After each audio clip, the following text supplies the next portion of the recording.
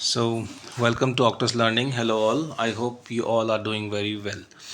So, आज हमारा चर्चा का विषय रहेगा हमारे पर्सनल फाइनेंस के टॉपिक के अंदर SWP, जिसको हम लोग सिस्टमैटिक विड्रॉल प्लान भी बोलते हैं। तो समझते हैं ये प्लान किन लोगों के लिए बेनिफिशियल रहता है और किन लोगों को ये लेना चाहिए।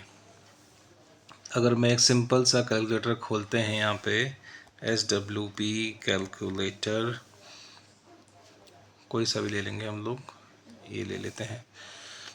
तो ये प्लान बेसिकली उन लोगों के लिए बेनिफिशियल होता है जो लोग रिटायर होते हैं हाल फिलहाल में, या जिनके पास एक अच्छा खासा कॉर्पस है और वो अब एक मंथली की फ़िक्स इनकम चाहते हैं, जितना भी हो सकता है उनके अकॉर्डिंग, 25,000, 30,000, 40,000।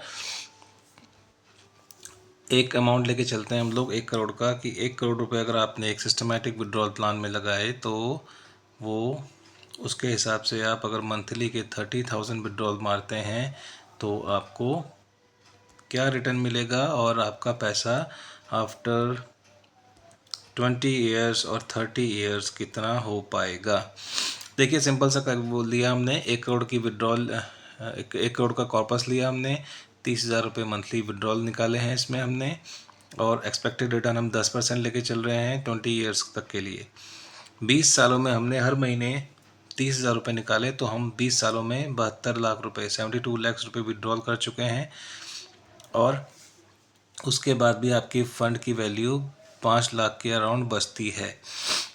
तो ये एक जादू है SWP का, जिसमें आपका पैसा इन्वेस्टेड भी रहता है मार्केट में, और एक बैलेंस कैटेगरी के फ़ंड में मेरी रिकमेंडेशन रहेगी आप इस पैसे को लगाइए। पूरा इक्विटी मत करिएगा, क्योंकि 60+ जो रिटायरीज़ लोग होते हैं उन लोगों के लिए ज़्यादा बेनिफिशियल होता है, और एक सेफ़ कैटेगरी में फ़ंड रहना चाहिए। तो एक बैलेंस कैटेगरी का फ़ंड बेस्ट ऑप्शन है SWP स्टार्ट करने के लिए, जिसमें आपको 10 से 12% का रिटर्न मिल जाता है ऑन एन एवरेज।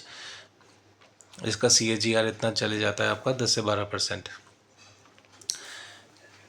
जैसा कि इंडिया में आजकल हम मतलब 60 ईयर्स की हमारी रिटायरमेंट की एज है, अच्छा खासा पैसा आजकल लोग लेके आते हैं अपने घर में। तो आप उसको पैसे को बैंक में ना रख के, FD में ना रख के, 50% आप, लाइक अगर आप 2 करोड़ रुपए आपके पास आए हैं 60 साल की एज में, तो 1 करोड़ रुपए आप SWP में लगाइए। बाकी 1 करोड़ का आप जो भी आपके अपने इंपॉर्टेंट वर्क्स हैं, या आपको थोड़ा बहुत इमरजेंसी फंड में भी रखना है, तो आप उसको अपने बैंक में भी रखिएगा 20-30 लाख रुपए आराम से, ताकि आप उसका भी ब्याज खा सकें।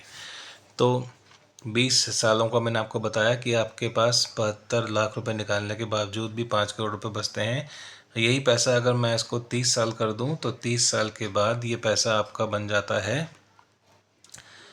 13 करोड़ के आसपास, जिसमें आपने 1 करोड़ 8 लाख रुपए विड्रॉल कर लिए हैं हर महीने 30,000 रुपये निकाल के। So at the age of 90 you have 13 crore का आपके पास कॉर्पस होगा, जो कि आपने सिर्फ 1 करोड़ रुपये से बनाया है बिना मेहनत करे। मैं आपका पैसा आपके लिए मेहनत कर रहा है। तो इस पैसे को आप अपने बच्चों को दे सकते हैं एज एन एस्टेट प्लानिंग, या कुछ भी आपको किसी को डोनेट करना है, कुछ किसी की हेल्प करनी है जाते हुए, तो you can donate this money for good welfare of the society.